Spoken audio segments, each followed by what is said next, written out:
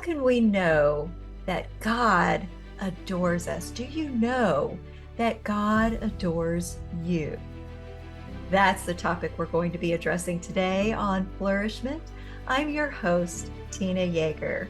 Today, I have a very gracious guest with me. Her name is Elizabeth Bristol. She's an author, an educator, and a speaker who writes about her experience overcoming people-pleasing, abuse, and neglect through Christ-centered care.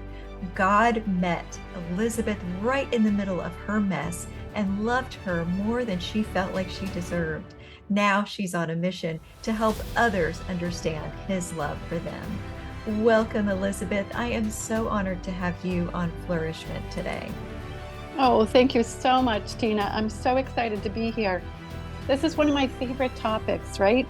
Talking about how God loves us. I've been on a podcast tour talking about some of my writing, and it seems like we often talk about the hard stuff. So it's so exciting to focus and frame everything with God's love, because what a difference when we know that someone loves us as much as only God can. Because aren't we more willing to hear what he has to say? In this second portion of our conversation with Elizabeth Bristol, I would like to get into some practical details of how we can feel God's love and experience. What are some ways that people can begin this journey of seeking God's love and experiencing Jesus' presence? Really, an experiential tip. Do you have any practical ways we can begin that? Absolutely. I think the simplest thing is to begin to make time for God. And that may very well look different for different people.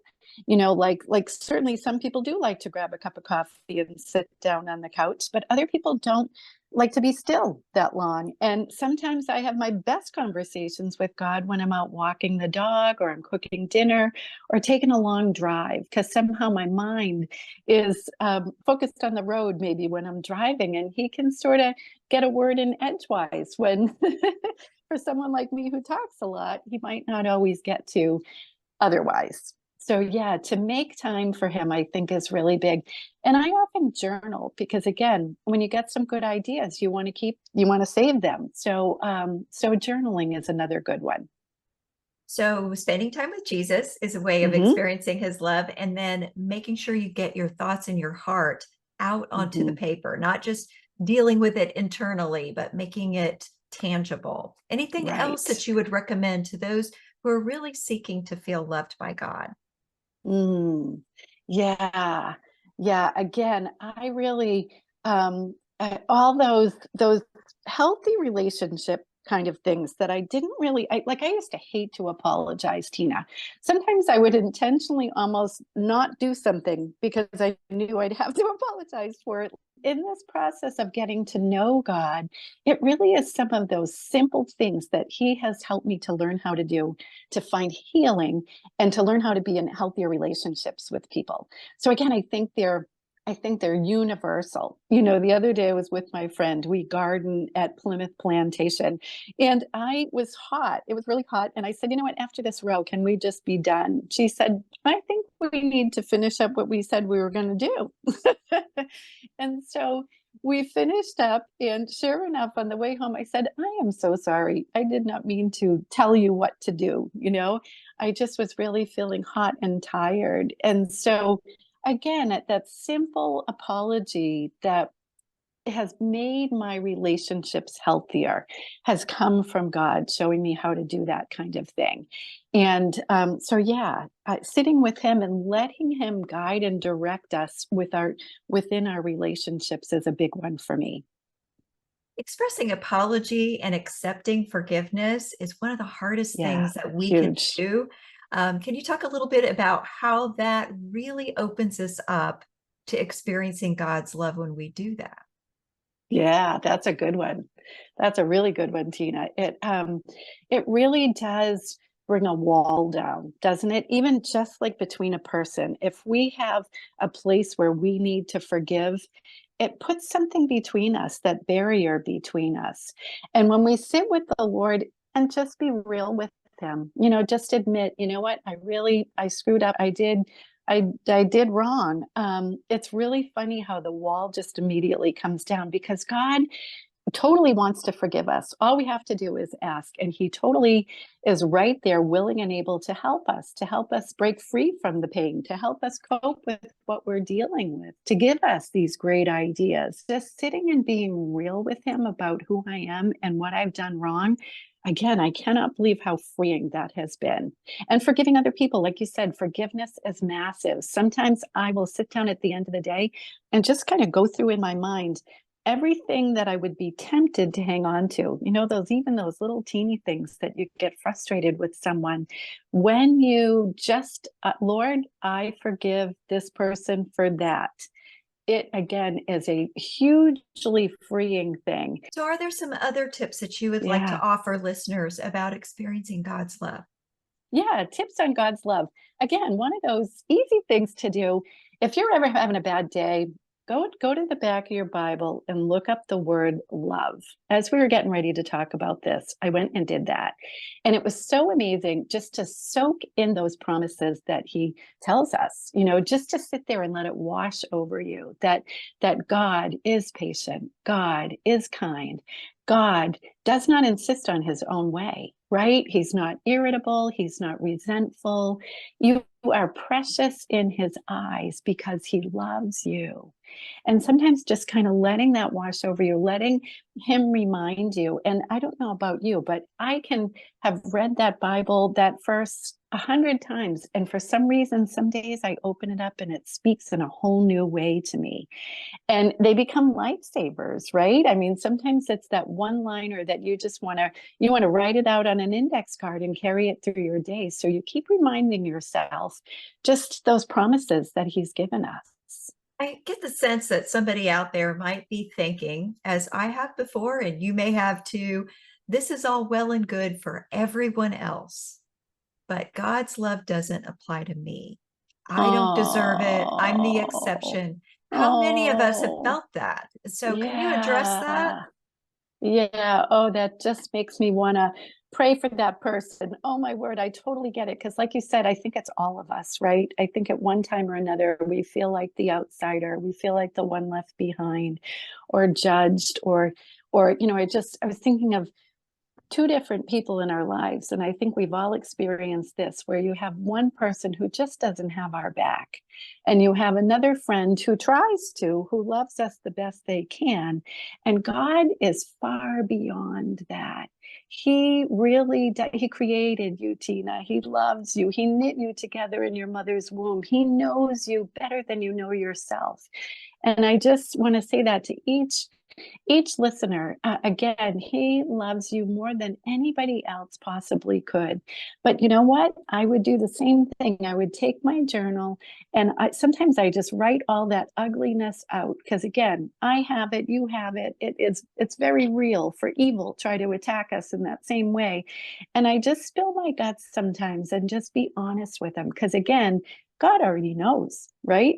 But sometimes just to put it into words myself and own that and let it all out on the page, and then to sit again and let him speak to us, let him tell us those great and unsearchable things we do not know, because he knows exactly what will speak to our hearts. He knows if we're looking for X's in the sky.